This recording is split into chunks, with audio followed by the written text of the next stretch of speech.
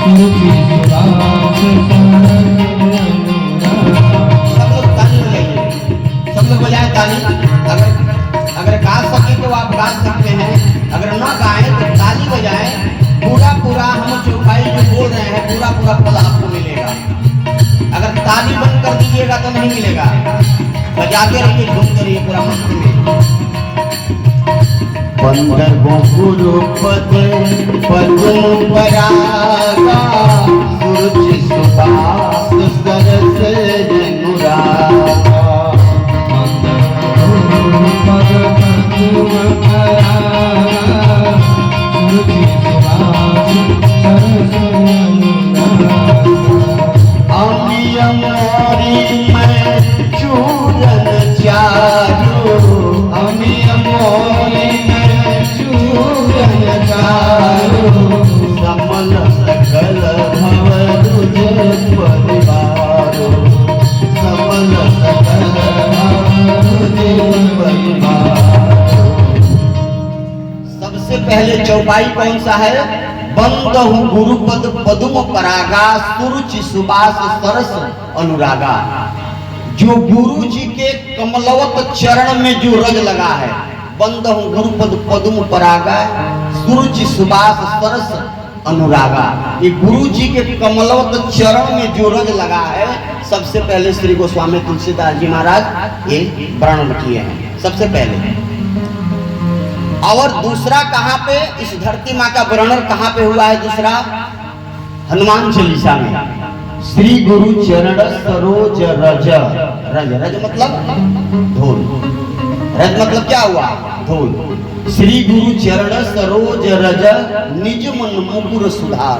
इस रज से हर एक व्यक्ति को सुधार हो जाना है। इस ये मिट्टी जो है ना, ये मिट्टी से हर एक व्यक्ति का सुधार होने वाला है। और कितने जगह प्रमाण हो गया? 2 जगह। बंदहु गुरुपद पद्म परागा सुरुचि सुबास सरस अनुरागा। गुरु जी के कमलों के चरण में जो रज लगा है ये धरती माँ का। और श्री गुरु चरण सरोज रज 2 जगह है। 2 जगह हो गया ना जी। आप लोग गौर करिएगा। भरतलाल जी से पूछा गया कि आप ये बताइए कि भगवान जो हैं उनका जो अंग जो है, इस अंग का आप वर्णन करते हैं, जरा बताइए। तो भरतलाल जी बता रहे हैं। भरतलाल जी से पूछा जा रहा है, क्या आप सर का वर्णन करते हैं? नहीं। भुजा का? नहीं। पांव का? नहीं। फिर कहाँ का? तो भरतलाल जी बता रहे हैं, गौर करिएगा। चरण रेख रज, चरण रेख रज, रज मतलब धूल। चरण रेख रज आखिन लाई, कहत न बनई प्रीत अधिकाई, कहत न बनई प्रीत अधिकाई। चरण रेख रज आखिन लाई, कहत न बनई प्रीत अधिकाई। राम सिया राम जय जय राम, राम सिया राम जय जय राम।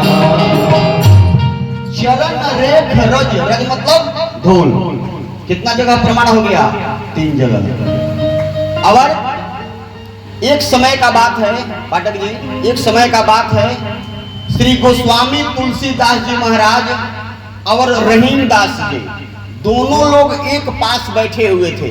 तब तक एक हाथी चलते चलते उस रास्ते से जा रहा था हाथी। तब तक क्या हुआ, रहीम दास जी अपना डायरी कलम निकाल के और वहां पर लिख रहे हैं। क्या लिख रहे हैं गौर करिएगा। और हाथी चलता रहता है और अपने सूंड से धूल उठा के अपने शरीर के ऊपर फेंकता रहता है। क्यों? इसलिए फेंकता है कि परमात्मा का चरण का रज अगर थोड़ा हमको भी मिल जाएगा तो मेरा भी जो जीवन जो है ये संवर जाएगा। तो रहीम दास जी कैसे लिख रहे हैं गौर करिएगा। धूल उड़ावत सिर पर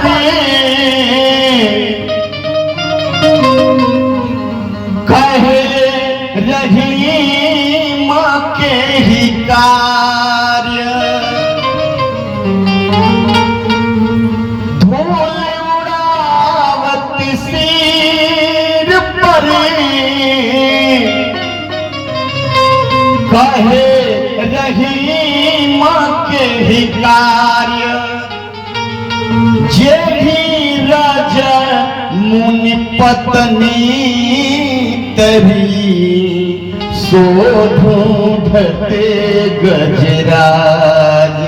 गजराज जो है ना, जिस रज से गौतम की नारी अगर तरी ना, उसी रज को ये जो हाथी है उसी को अपने शरीर पर फेंक फेंके और अपना भी जीवन बनाने का सोच रहा है सरकार। रहीमदास लिख दिए। फिर उसके बाद से गोस्वामी तुलसीदास जी क्या लिख रहे हैं? गौतम नारी श्राप बसा उपल देह धर धीरे ए चारण कमल रज रज चारण कमल रज चाहते कृपा करो रघुवीर कृपा करो रघुवीर। रज से देखिए कितने लोगों का प्रेम है और एक परमात्मा इस रज को खाए। कौन खाए थे बताइए आप लोग? अरे मिट्टी कौन परमात्मा खाए थे? जोर से बोलिए पाठक जी। अरे जोर से बोलिए। कृष्ण भगवान। तो उस समय से बोल रहे हैं, जोर से बोलिए, जोर से बोलिए। एक परमात्मा इस रज को खाए। कौन? तो कृष्ण भगवान। मिट्टी खाए, खाए ना? खाए कि नहीं खाए? सब लोग जानते हैं। और एक परमात्मा इस रज में नहाए। कौन? प्रभु श्री राम जी, जिनका कल हम लोग जन्म उत्सव हम लोग मनाए। छोटे से प्रभु श्री राम जी, मैया कौशल्या जो है ना, मैया लेके गई भगवान को नहाने के लिए, स्नान कराने के लिए लेकर गई बाहर। स्नान करा के और कही कि तुम यहीं पर बैठो और मैं घर के अंदर में जा रही हूँ और मैं आभूषण में लेके मैं आ रही हूँ और तुमको मैं आज मैं सजाऊंगी अपने हाथों से। तब तक भगवान क्या हुआ कि घुटमन घुटमन चलते और उस गली में चले गए जिस गली में सबसे ज्यादा धूल था। उस गली में परमात्मा चले गए और जाके ऊपर से लेके और नीचे तक पूरा जो है ना परमात्मा जो धूल में लोटपोट कर लिए, पूरा लोटपोट कर लिए। जब आए माँ के पास, जब आए तो माँ बोली कि ये बताओ, मैं अंदर गई, मैं आभूषण लाने के लिए, तुमको सजाने के लिए, और तुम गए और जाके गली में जाके धूल पूरा शरीर में लेपन करके आ गए हो। भगवान बोले कि माँ, कभी कभी ना, कभी कभी धूल में लोटने से पाप कटित हो जाता है। धूल में लोटने से पाप कटित हो जाता है। मैया बोली कि अरे तू अभी छोटा बालक है, तू कौन सा, अभी अभी तेरा जन्म हुआ है और तू छोटा बालक है और तू कौन सा ऐसा पाप कर दिया है कि तुझे धूल में लौटने का, और तेरे ऊपर कौन सा पाप लगा है जो तू अभी धूल में लौट करके आ रहा है, फूट करके आ रहा है। भगवान कहे कि माँ, हमसे कोई गलती नहीं, हमसे कोई गलती नहीं है, हमारे भक्तों से, भक्त मतलब हम लोग जितने लोग बैठे हुए हैं, हमारे भक्तों से जाने अनजाने में अगर गलती हो जाता है तो कभी कभी हमको धूल में लोट करना पड़ता है, तब जाके भक्त का जो है ना दोष, भक्त का पाप तब जाके कटित होता है। सरकार, हम लोग के लिए परमात्मा धूल में लोट करते हैं और हम लोग परमात्मा को मानते नहीं हैं, है? हम लोग का पाप कटने के लिए परमात्मा धूल में लोट करते हैं सरकार। और हम लोग परमात्मा को कुछ लोग मानते हैं, कुछ लोग नहीं मानते हैं। मानना तो पड़ेगा। जब परमात्मा, जब चारों तरफ से जब व्यक्ति जब परेशान हो जाता है ना, तो परमात्मा के ही हाथ में सब कुछ छोड़ देता है। प्रेम से बोलिए आनंद कंद भगवान।